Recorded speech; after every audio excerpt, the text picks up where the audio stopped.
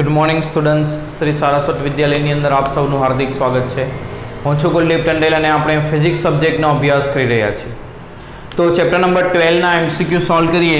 Question number 1, પહેલી કક્ષામાં H પરમાણુના ઇલેક્ટ્રોનની ઉર્જા એ -y હોય તો ચોથી ઉત્તેજિત કક્ષામાં તેની ઉર્જા કેટલી હશે?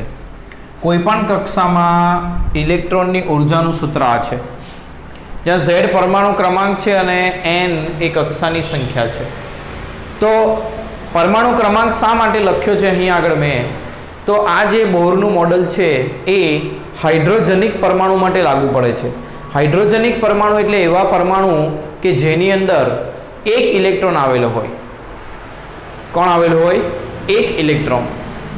તો જેવા કે હિલિયમ +1, લિથિયમ +2, આ બધામાં એક ઇલેક્ટ્રોન રહેલા હોય અને બીજું હાઇડ્રોજન. તો જેમ તત્વ બદલાશે તેમ પરમાણુ ક્રમાંક બદલાશે અને કક્ષાની સંખ્યા બદલાશે. હવે આપણને કીધું છે કે એની ઉર્જા, કુલ ઉર્જા એ -y છે. કુલ ઉર્જા કેટલી છે? -y. હવે હાઇડ્રોજન પરમાણુ કીધું એટલે Z બરાબર 1 છે. તો એની ઉર્જાનું સૂત્ર શું આવશે? nમી કક્ષામાં ઉર્જાનું સૂત્ર -13.6 / n². અને પહેલી કક્ષા એટલે n = 1 માટે ગણો તો 13.6 આવે, એના બરાબર -y કીધું છે. તો ચોથી ઉત્તેજિત કક્ષામાં, હવે યાદ રાખવું ખૂબ અગત્યનો પોઈન્ટ કે પ્રથમ ઉત્તેજિત કક્ષા કીધી હોય તો તમારે n બરાબર 2 મૂકવાનું રહેશે. એટલે nમી ઉત્તેજિત કક્ષા કીધી હોય તો તમારે n ની કિંમત n+1 લેવાની રહેશે. તો અહીંયા ચોથી કીધી છે એટલે આપણે કહી લેશું n બરાબર 5. તો પાંચમી કક્ષામાં ઉર્જા કેટલી થશે? -13.6 / 5² અને -13.6 બરાબર -y છે. તો -y ભાગ્યા 25 આ આપણો શું આવશે? જવાબ આવશે. તો જવાબ છે આપણો કયો? A. આ ખાસ અગત્યનું કે જે પણ નંબરની ઉત્તેજિત અવસ્થા કીધી હોય તો કક્ષાનો નંબર એ એટલામાં નંબરની ઉત્તેજિત અવસ્થા +1 કરવાનું રહેશે.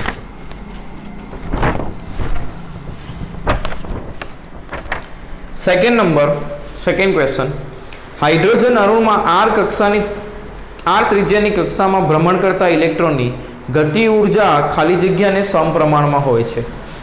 એની ગતિ ઉર્જાનું સૂત્ર શું આવશે? તો હાઇડ્રોજન પરમાણુ માટે સ્થિતિ ઉર્જા, ગતિ ઉર્જા અને કુલ ઉર્જાના સૂત્ર લખીએ તો ગતિ ઉર્જા આવશે E² / 8πε0r. કુલ ઉર્જા આવશે -E² / 8πε0r અને સ્થિતિ ઉર્જા આવશે -E² / 4πε0r. એટલે એક હિન્ટ અહીંયા આપણે જોઈ શકીએ, જો ગતિ ઉર્જાને x કહું તો કુલ ઉર્જા -x થશે અને આ સ્થિતિ ઉર્જા એ -2x થશે. એટલે આ એક હિન્ટ છે ને યાદ રાખવા માટે. જો કોઈ એક ઉર્જા આપી હોય તો બીજી ઉર્જા કેવી રીતે સરળતાથી શોધાય એના માટે. હવે ગતિ ઉર્જા પૂછી છે તો એ કોના સમપ્રમાણમાં થશે? E² / r ના સમપ્રમાણમાં થશે. એટલે C જવાબ આવશે. ત્રીજું, પ્રચલિત ભૌતિક શાસ્ત્ર અનુસાર R ત્રિજ્યાવાળી કક્ષામાં ઘૂમતા ઇલેક્ટ્રોનની સ્થિતિ ઉર્જાનું સૂત્ર. આ કક્ષાની ત્રિજ્યામાં ઘૂમતા ઇલેક્ટ્રોનની સ્થિતિ ઉર્જાનું સૂત્ર આ થશે. હવે જુઓ, Ze એ ન્યુક્લિયસમાં રહેલો વિદ્યુતભાર થશે અને બહાર -e એ ઇલેક્ટ્રોનનો વિદ્યુતભાર થશે અને આ બે વચ્ચેનું અંતર એમની ત્રિજ્યા જેટલું થશે. તો આ બે વિદ્યુતભારોના તંત્રોની સ્થિતિ ઉર્જા શું થાય? K Q1 Q2 / r. તો K ની જગ્યા પર લખીશું આપણે 1/4πε0. Q1 થશે Ze, Q2 થશે -e / 2 વચ્ચેનું અંતર r. એટલે જવાબ આવશે -Ze² / 4πε0r. એટલે -Ze² / 4πε0r એ આન્સર થશે. કયો આન્સર થશે? A.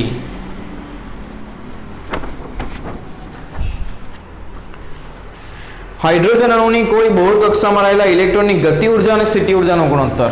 ગતિ ઉર્જા અને સ્થિતિ ઉર્જાનો ગુણોત્તર. તો ગતિ ઉર્જા x હોય તો સ્થિતિ ઉર્જા -2x હોય એટલે ગુણોત્તર થશે -1/2.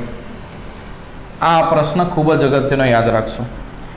હાઇડ્રોજન વર્ણપટમાં બામર શ્રેણીમાં 486.1 નેનોમીટર તરંગ લંબાઈની રેખાને શું કહેવામાં આવે છે? બામરની શ્રેણીની અંદર તરંગ લંબાઈ શોધવા માટેનું સૂત્ર છે 1 lambda is equal to r 1/2 square minus 1/n square. જ્યારે આપણે n બરાબર 1, હવે આપણે બીજી કક્ષામાં આવવાનું છે એટલે આપણે ક્યાંથી આવી શકીએ? તો 3, 4, 5 માંથી આવી શકીએ. જ્યારે 3 માંથી આવશું ત્યારે મળતી રેખાને આપણે h આલ્ફા કહેશું. 4 માંથી આવશું ત્યારે મળતી રેખાને h બીટા, અને 5 માંથી આવશું ત્યારે મળતી રેખાને h ગામા કહીશું. બરાબર? તો અહીંયા આગળ લેમ્બડા આપણને આપ્યો છે, તો એ તરંગ લંબાઈ કોની હશે એવું પૂછ્યું છે. હવે તમે જુઓ, ધારો કે આપણે h આલ્ફા શોધીએ. h આલ્ફા શોધવું હોય તો n બરાબર 3 મૂકવું પડે, એટલે 2 સ્ક્વેર થશે 4 અને 3 સ્ક્વેર થશે 9. તો r ઇન્ટુ 9 માઇનસ 4 એટલે કેટલા થશે? 5/36. આ 1 લેમ્બડા છે, તો લેમ્બડા બરાબર શું થશે? 36/5r. અને કેલ્ક્યુલેટરની અંદર કરીએ 5 ઇન્ટુ 1.09 ઇન્ટુ 10 પાવર 7, તો આનો જે જવાબ છે એ થશે 656.3 નેનોમીટર એપ્રોક્સિમેટ. તો એનો મતલબ આ h આલ્ફા નથી. તો બીટા માટે શોધીએ તો n બરાબર 4 મૂકીએ તો અહીંયા 16 આવશે, તો લસા થશે 16. તો 16 લસા થશે તો 4 માઇનસ 1 એટલે 3/16. તો 16/3r, 16/3r કરશો તો તમારો આપણો જે જવાબ છે એ આવશે 486.1 નેનોમીટર. એટલે આ જે આપી છે તરંગ લંબાઈ કોની છે? તો બામર શ્રેણી માટે h બીટા માટેની તરંગ લંબાઈ છે, એટલે બી આપણો આન્સર આવશે.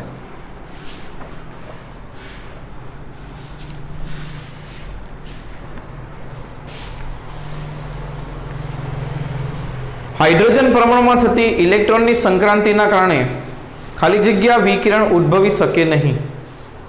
હાઇડ્રોજન પરમાણુમાં થતી સંક્રાંતિમાં આપણને અલગ અલગ શ્રેણી મળે છે. પહેલી શ્રેણી છે લાઇમન શ્રેણી. સૌપ્રથમ શોધાયેલી શ્રેણીની વાત કરીએ તો એ છે બામર શ્રેણી, કારણ કે બામર શ્રેણીની અંદર જે તરંગ લંબાઈ છે એ દ્રશ્ય પ્રકાશ વિભાગમાં આવે છે, અને લાઇમન શ્રેણીમાં એ પારજાંબલી વિભાગમાં આવે છે. લાઇમન, બામર, પાશ્ચન, બ્રેકેટ અને ફંડ, આટલી શ્રેણીઓ છે. બાકીની શ્રેણી માટે એ જે પ્રકાશ છે એ પારરક્ત વિભાગની અંદર આવે છે. આ પ્રશ્ન પણ ખૂબ જ અગત્યનો એક્ઝામ માટે. કોમન સૂત્ર લખીએ તો 1 lambda is equal to 1/r 1/ni square minus 1/nf square. nf square minus 1/ni square. હવે જ્યારે તમે લાઇમન શ્રેણી માટે તરંગ લંબાઈ લખો ત્યારે તમારે કઈ કક્ષામાં આવવાનું રહેશે? તો બીજી કક્ષામાં આવવાનું રહેશે. બામર માટે લખો, લાઇમન માટે જ્યારે તમે લખો ત્યારે પહેલી કક્ષામાં આવવાનું રહેશે. બામર માટે બીજી કક્ષામાં, પાશ્ચન માટે ત્રીજી કક્ષામાં, બ્રેકેટ માટે ચોથી અને ફંડ માટે 5મી કક્ષામાં આવવાનું રહેશે. બરાબર? તો આપણે શું પૂછ્યું છે? તો સંક્રાંતિમાં કયા વિકિરણ ઉદ્ભવી શકે નહીં? તો પારજાંબલી, પારરક્ત અને દ્રશ્ય પ્રકાશ આવે એટલે ગેમા આવશે નહીં, એટલે ડી આપણો આન્સર આવશે નહીં. કઈ વર્ણપટ શ્રેણી અલ્ટ્રાવાયોલેટ વિભાગમાં આવે છે? અલ્ટ્રાવાયોલેટ એટલે પારરક્ત. પારરક્ત વિભાગમાં કોણ આવે છે? તો ફંડ, બ્રેકેટ અને પાશ્ચન આવશે. તો આમાં પાશ્ચન અને ફંડ બંને આપ્યું છે, તો બંને આન્સર આવશે અલ્ટ્રાવાયોલેટ વિભાગમાં, પારરક્ત વિભાગમાં. 8મો, હાઇડ્રોજન પરમાણુમાં જ્યારે ઇલેક્ટ્રોન કંઈક ઉચ્ચ કક્ષામાંથી કોઈ કક્ષામાં સંક્રાંતિ પામે ત્યારે બામર શ્રેણીની રેખાઓ મળે છે. કઈ કક્ષામાં સંક્રાંતિ પામે? તો બામર શ્રેણી માટે હંમેશા એ કઈ કક્ષામાં આવવો જોઈએ? બીજી કક્ષામાં. એટલે જવાબ શું આવશે? દ્વિતીય. હાઇડ્રોજન પરમાણુ માટે n બરાબર 2 થી n બરાબર 3 સંક્રાંતિ નીચેનામાંથી કઈ રેખા રજૂ કરે છે? તો જ્યારે n બરાબર 2 થી n બરાબર 3 માં તમે જાઓ છો, જેમ કક્ષાનો ક્રમાંક વધે એમ એની ઉર્જા એ ઘટે, ઉર્જા વધે. જેમ કક્ષાનો ક્રમાંક વધે તેમ ઉર્જા વધે. એટલે n બરાબર 2 ની ઉર્જા ઓછી હશે અને 3 ની ઉર્જા વધુ હશે ત્રીજી કક્ષામાં. તો તમે ઓછી ઉર્જા ધરાવતી કક્ષામાંથી વધુ ઉર્જા ધરાવતી કક્ષામાં જાઓ છો. તો જ્યારે તમે ઓછી ઉર્જા ધરાવતી કક્ષામાંથી વધુ ઉર્જા ધરાવતી કક્ષામાં જાઓ ત્યારે એ ઘટનાને કહેવાય ઉત્તેજન. એને શું કહેવાય? ઉત્તેજન.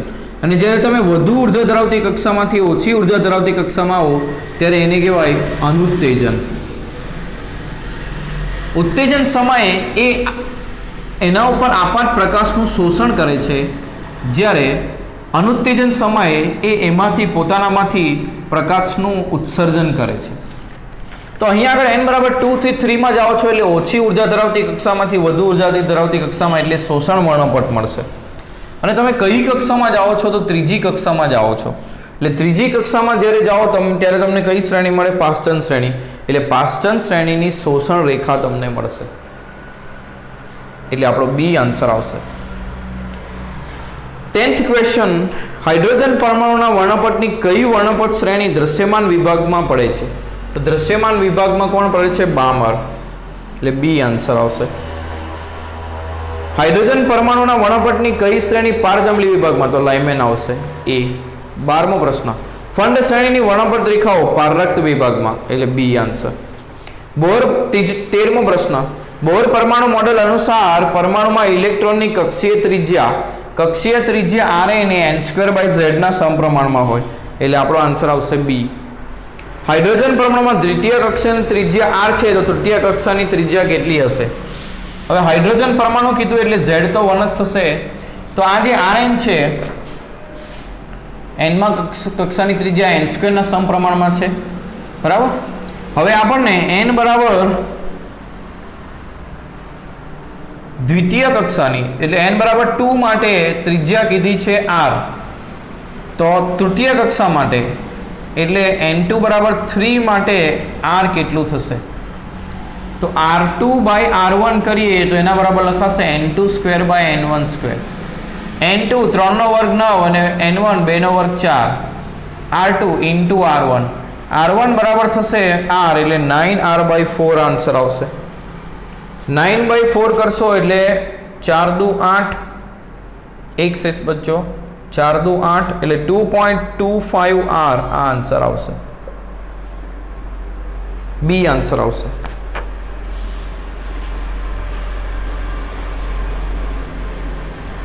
તત્વ આપ્યું છે ક્વેશ્ચન નંબર 15 ની અંદર. એક તત્વનો પરમાણુ બોરના મોડેલને અનુસરે છે. તેની ત્રિજ્યા બોરની ત્રિજ્યા કરતા n ગણી છે. બોર ત્રિજ્યા કોને કહેવાય? તો n બરાબર 1 માટે જે ત્રિજ્યા મળે છે r1 5.29 × 10⁻11 મીટર, એને બોર ત્રિજ્યા કહેવાય. એના કરતા n ગણી છે. તો n બરાબર શું હશે? હવે આપેલ તત્વ માટે z બરાબર શું આપ્યું છે? પરમાણુ ક્રમાંક કેટલો છે? 100, બરાબર. અને બોર ત્રિજ્યા એ આપણે કોના માટે લઈએ છીએ? હાઇડ્રોજન પરમાણુમાં પ્રથમ કક્ષાની ત્રિજ્યા એટલે z બરાબર 1 અને n બરાબર 1. આને આપણે કહીએ છીએ બોર ત્રિજ્યા. તો હવે આપણને પૂછ્યું છે n શું હશે? તો Rn બરાબર 5.29 એટલે કે એને બોર ત્રિજ્યા r લખી શકું ઇન્ટુ n²/z આ રીતે લખી શકું. આ જે સૂત્ર છે એમાં આ ત્રિજ્યાને કહેવાય બોર ત્રિજ્યા, એટલે એના બરાબર r મૂક્યો બોર ત્રિજ્યા. બોર ત્રિજ્યાને ધારો કે a0 વડે દર્શાવી બુકની અંદર આપ્યું છે એ પ્રમાણે, તો a0 × n²/z લખી શકું. હવે આ જે ત્રિજ્યા છે એ n ગણી છે કીધું છે, એટલે આના બરાબર આપણે લેવું પડશે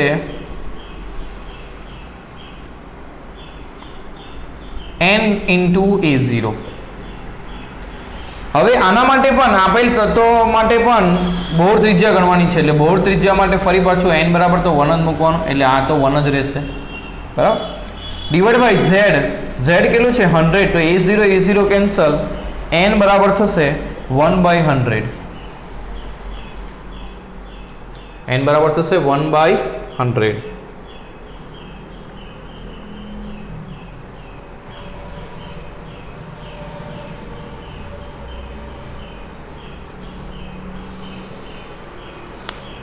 ફરીથી ચેક કરીએ ઓપ્શનમાં. ઓપ્શન નથી એટલા માટે.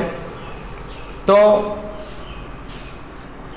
nમી કક્ષામાં ત્રિજ્યાનું સૂત્ર, આ જે ત્રિજ્યા છે, આ જે નંબર છે એને બોર ત્રિજ્યા કહી શકાય. એટલે બોર ત્રિજ્યા n બરાબર 1 માટે આવે, એટલે Rn બરાબર a0/z લખી શકાય. હવે આ જે ત્રિજ્યા છે nમાં કક્ષાની એ n ગણી આપી છે બોર ત્રિજ્યા કરતા, એટલે n a0 તો a0/z લખાય. a0 કેન્સલ, n બરાબર 1/z થશે. તો અહીંયા આગળ z બરાબર 100 હોવાથી 1/100 આન્સર આવશે આપણો. જે ઓપ્શનની અંદર આપ્યો નથી. તો યાદ રાખશું બોર ત્રિજ્યા કોને કહેવાય? તો હાઇડ્રોજન પરમાણુમાં પહેલી કક્ષાની ત્રિજ્યાને બોર ત્રિજ્યા કહેવાય છે, જેને A0 વડે દર્શાવાય છે. એક્ઝામની અંદર આ પ્રશ્ન આવી શકે, બોર ત્રિજ્યા શું છે? હાઇડ્રોજન પરમાણુ અને લિથિયમ +2 આયનની n=10 વાળી કક્ષાઓની ત્રિજ્યાઓનો ગુણોત્તર. ત્રિજ્યા કોના સમપ્રમાણમાં છે? તો n²/z ના. બંને માટે n સરખું જ કીધું છે એટલે Rn એ z ના સમપ્રમાણ અવ્યસ્ત પ્રમાણમાં થશે. તો હાઇડ્રોજન પરમાણુ એટલે R1 અને લિથિયમ માટે R2 લખીએ. તો હાઇડ્રોજન માટે z શું આવશે? 1/z હાઇડ્રોજન અને 1/z લિથિયમ. આ રીતે થશે. હાઇડ્રોજન ભાગ્યા લિથિયમ કરીએ તો આ રીતનું થશે. લિથિયમ માટે પરમાણુ ક્રમાંક હાઇડ્રોજન હિલિયમ લિથિયમ, તો n બરાબર 3 આવશે અને z બરાબર 1 આવશે. તો બેનો ગુણોત્તર એટલે શું થશે? 3:1 એટલે 3 જવાબ આવશે. નીચેનામાંથી પ્રથમ કક્ષાની ત્રિજ્યા લઘુત્તમ કોની હશે? પ્રથમ કક્ષા એટલે n બરાબર 1, તો Rn z ના વ્યસ્ત પ્રમાણમાં. z જેનો વધારે તેની ત્રિજ્યા લઘુત્તમ હશે. z કોનો વધારે? હિલિયમનો 2, ડ્યુટેરોનનો 1, હાઇડ્રોજનનો 1 અને લિથિયમનો 3. તો લિથિયમનો વધારે છે એટલે એના માટે લિથિયમ ++ આયન માટે પ્રથમ કક્ષાની ત્રિજ્યા એ ઓછી આવશે. જેના માટે z વધારે એના માટે ત્રિજ્યા ઓછી આવશે. 18મો પ્રશ્ન. હાઇડ્રોજન પરમાણુમાં પ્રથમ ઉત્તેજિત અને દ્વિતીય ઉત્તેજિત અવસ્થાની ઇલેક્ટ્રોનની ઉર્જાઓનો ગુણોત્તર. પ્રથમ ઉત્તેજિત એટલે n બરાબર 2 અને દ્વિતીય ઉત્તેજિત એટલે n બરાબર 3. તો ગુણોત્તર En કોના વ્યસ્ત પ્રમાણમાં છે? n² ના વ્યસ્ત પ્રમાણમાં. તો E1/E2 કરીએ તો શું થશે? 3 નો વર્ગ ભાગ્યા 2 નો વર્ગ, તો 9/4 C જવાબ આવશે. હાઇડ્રોજન જેવા પરમાણુમાં બીજી કક્ષામાં ઇલેક્ટ્રોનનો વેગ v છે, તો પાંચમી કક્ષામાં તેનો વેગ કોના સમપ્રમાણમાં છે? 1/n ના સમપ્રમાણમાં છે. તો v1/v2 કરીએ તો n2/n1 થશે.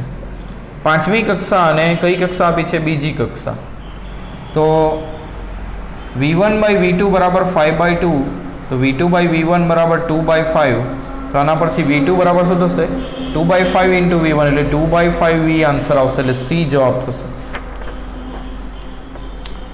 20મો પ્રશ્ન. વર્ણપટ રેખાની તરંગ લંબાઈ ખાલી જગ્યાના વ્યસ્ત પ્રમાણમાં હોય છે.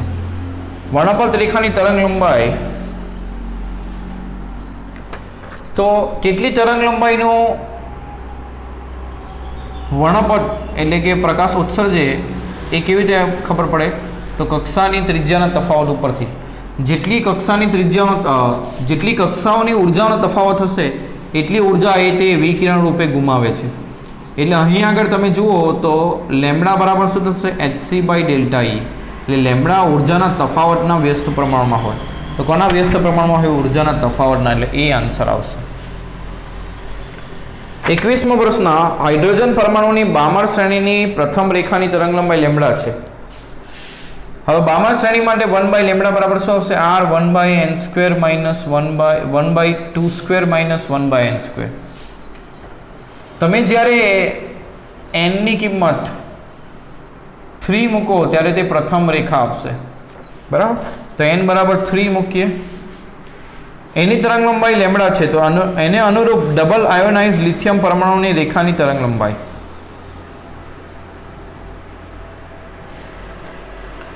ડબલ આયોનાઇઝ એટલે Li+22. Li+2 માટે લિથિયમ પરમાણુની રેખાની તરંગ લંબાઈ. હવે તરંગ લંબાઈ એ પરમાણુ ક્રમાંક ઉપર આધારિત નથી. તરંગ લંબાઈ પરમાણુ ક્રમાંક ઉપર આધારિત નથી એવું કહી શકાય. અથવા તો હવે આપણને લિથિયમ +2 માટે તરંગ લંબાઈ પૂછી છે, તો તરંગ લંબાઈ આપણે આ રીતે પણ ગણી શકીએ કે hc/λ બરાબર ઉર્જાનો તફાવત, બે કક્ષા વચ્ચેનો ઉર્જાનો તફાવત. હવે ઉર્જા બરાબર શું લખાશે? તો ઉર્જાનો તફાવત આપણે શું લખીએ? E2 - E1. તો લેમ્બડા એ ઉર્જાના તફાવતના વ્યસ્ત પ્રમાણમાં છે એવું કહી શકીએ આપણે. હવે તમે ઉર્જાનું પદ જુઓ તો એ ઝેડના સમપ્રમાણમાં છે, એટલે આ જે લેમડા છે એ ઝેડના પણ વ્યસ્ત પ્રમાણમાં થશે. તો જો હાઇડ્રોજન પરમાણુ માટે ઝેડ બરાબર 1 હોય અને લિથિયમ +2 માટે ઝેડ બરાબર 3 થશે, તો આનો ગુણોત્તર λ2/λ1 બરાબર શું થશે? 1/3. તો λ2 બરાબર λ1/3 એટલે λ/3 તમારો આન્સર આવશે એ. 21 માનો જવાબ આવશે એ.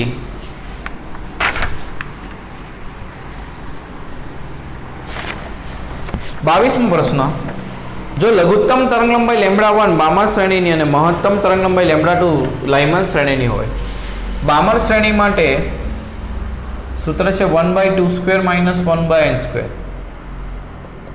n ની કિંમત આપણે મૂકીશું 3, 4, 5. જો લઘુત્તમ શોધવાના હોય તમારી તરંગલંબાઈ, તો યાદ રાખો કે n ની કિંમત મહત્તમ મૂકવી,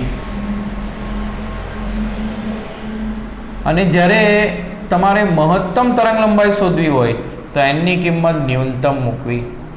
તો n ની કિંમત મહત્તમ આપણે કોઈ પણ કેસમાં અનંત મૂકી શકીએ. હવે બામર શ્રેણી માટે લઘુત્તમ તરંગલંબાઈ શોધવાના છે, તો n ની કિંમત મહત્તમ એટલે n બરાબર અનંત મૂકીએ, તો 1/r × 1/4 - 1/અનંત 0 એટલે r/4 થશે. આ 1/λ1, તો λ1 શું થશે? 4/r. પછી મહત્તમ તરંગલંબાઈ લાઇમન માટેનું સૂત્ર શું આવશે? તો 1² - 1/n². મહત્તમ માટે n બરાબર શું મૂકીએ? તો ન્યૂનતમ.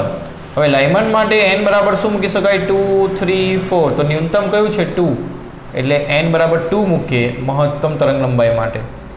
તો 1/1 - 1/2² એટલે 1/4 થશે. તો 4 - 1 એટલે 3/4 થશે. તો λ2 બરાબર 4/3r.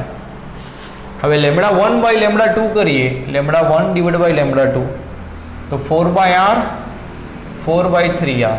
r કેન્સલ, 4 4 કેન્સલ, 3 ઉપર જશે એટલે 3 આન્સર આવશે.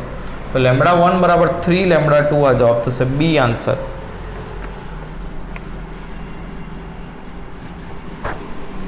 તો યાદ રાખશું, આ પણ ખૂબ અગત્યનું, કે તમારે ન્યૂનતમ તરંગલંબાઈ શોધવી હોય તો n ની કિંમત મહત્તમ મૂકવી, અને મહત્તમ શોધવી હોય તો n ની કિંમત ન્યૂનતમ મૂકવી. 23મો પ્રશ્ન, હાઇડ્રોજન પરમાણુ શરૂઆતમાં n બરાબર 2 કક્ષામાં હોય તો હાઇડ્રોજન પરમાણુમાં ઇલેક્ટ્રોન અને પ્રોટોનને ઘણા દૂર લઈ જવા માટે કેટલું કાર્ય કરવું પડે? ઇલેક્ટ્રોનને ઘણું દૂર લઈ જવું એટલે અનંત અંતરે લઈ જવું, તો અનંત અંતરે એની સ્થિતિ ઉર્જા શૂન્ય થશે. એની ઉર્જા કેટલી થશે? શૂન્ય થશે. અને બીજી કક્ષામાં એની ઉર્જા થશે -13.6/2 ઇલેક્ટ્રોન વોલ્ટ. તો 13.6/2 કરો તો કેટલું થશે? 6 point something થશે, અથવા તો આ જ પદ રાખીએ. એને જૂલમાં ફેરવીએ તો × 1.6 × 10⁻−19 જૂલ થશે. હવે બેને છૂટા કરવા માટે જરૂરી ઉર્જા, અથવા તો અનંત અંતરે લઈ જવા માટે જરૂરી ઉર્જા, તો જેટલી ઉર્જા એની પાસે હોય એટલી જ ઉર્જા તમે એને પોઝિટિવમાં આપો. એટલે કે કોઈ પણ તત્વની અંદરથી ઇલેક્ટ્રોન અને પ્રોટોનને છૂટા પાડવા માટે કેટલી ઉર્જા આપવી પડશે? તો ઇલેક્ટ્રોન પાસે જેટલી ઉર્જા હશે એટલી જ પ્લસમાં આપી, કારણ કે એની ઉર્જા કુલ કેટલી બનાવવાની છે આપણે? 0. તો જેટલી ઉર્જા છે એટલી જ પ્લસમાં આપો, તો જરૂરી ઉર્જા કેટલી થશે? +13.6 E/n² છે. n² એટલે બીજી કક્ષા માટે 2 નો વર્ગ એટલે 4 થશે. એટલે 13.6/4 × 1.6 × 10⁻−19 જૂલ આટલી ઉર્જા આપવી પડશે.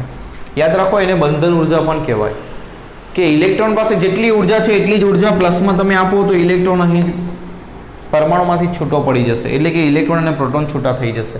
અથવા તો એવું પણ કહી શકાય કે ઇલેક્ટ્રોન અનંત અંતરે ગયો, બરાબર? પ્રોટોનથી કયા અંતરે ગયો? અનંત અંતરે. એટલે કે એની ઉર્જા 0 બનાવવા માટે જેટલી ઉર્જા એની પાસે ઋણમાં હશે એટલી જ ધનમાં તમે ઉમેરો, તો આનો જવાબ કેટલો થશે? તો 3.4 × 1.6 × 10⁻−19 જૂલ આ જવાબ આવશે. એટલે બી આન્સર આવશે. 24મો પ્રશ્ન, હાઇડ્રોજન પરમાણુની ધરા અવસ્થાની ઉર્જા આટલી છે, તો ઇલેક્ટ્રોનની ગતિ ઉર્જા, કુલ ઉર્જા આપી છે, કુલ ઉર્જા -13.6 હોય તો ગતિ ઉર્જા કેટલી થશે? આટલી પ્લસ, અને સ્થિતિ ઉર્જા કેટલી થશે? આની ડબલ એટલે 27.2, એટલે જવાબ થશે બી.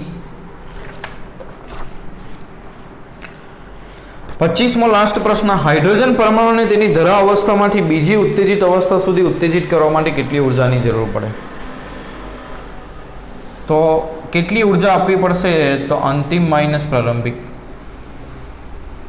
અંતિમ કેટલી કરવી પડશે? તો 13.6 બાય બીજી ઉત્તેજિત અવસ્થા કેટલી છે? એટલે n બરાબર 3 મૂકશું, એટલે ધરા અવસ્થા માટે n બરાબર 1 આવશે. અહીંયા માઇનસ માઇનસ પ્લસ થશે, તો 13.6 ને કોમન કાઢીએ, -13.6 ને, તો 1/9, અથવા તો 13.6 ને કોમન કાઢીએ તો -1/9 + 1 થશે, એટલે આ થશે 9 - 1 એટલે 8/9 × 13.6. આ આપણો જવાબ આવશે. આને સોલ્વ કરીને તમે લખી શકો. તો આ કક્ષામાંથી આ કક્ષામાં લઈ જવા માટે જરૂરી ઉર્જા કેટલી? તો બેના ઉર્જાનો તફાવત જેટલી ઉર્જા જરૂરી, બરાબર. અને દ્વિતીય ઉત્તેજિત અવસ્થા માટે આપણે n બરાબર 3 મૂકીએ, તો આની ગણતરી તમે કરશો એટલે તમારો જવાબ આવશે જે 13.6 કરતાં થોડો નાનો હશે, એટલે 12.09 ઇલેક્ટ્રોન વોલ્ટ આન્સર આવશે. તો આ ચેપ્ટર પણ આપણું પૂર્ણ થયું, ચેપ્ટર નંબર 12. નેક્સ્ટ ક્લાસની અંદર આપણે બીજું ચેપ્ટરના MCQ કરીશું. તો જે પણ MCQ અહીંયા કવર કર્યા છે એ તમને બોર્ડ એક્ઝામ માટે કામ લાગશે. એટલા ટોપિક તમારે ખાસ કરી જવાના, જેમ કે તમને તરંગ લંબાઈની અંદર લઘુત્તમ, ન્યૂનતમ, પ્રથમ રેખા, આ બધું જે સમજાવ્યું એ સમજવાનું. એની ઉર્જા વચ્ચેનો સંબંધ, ગતિ ઉર્જા આટલી હોય તો સ્થિતિ ઉર્જા અને કુલ ઉર્જા કેટલી લખાય, બરાબર. આ બધા ટોપિક તમારે વ્યવસ્થિત કરવાના, તો તમને બોર્ડ એક્ઝામમાં કોઈ વાંધો આવશે નહીં.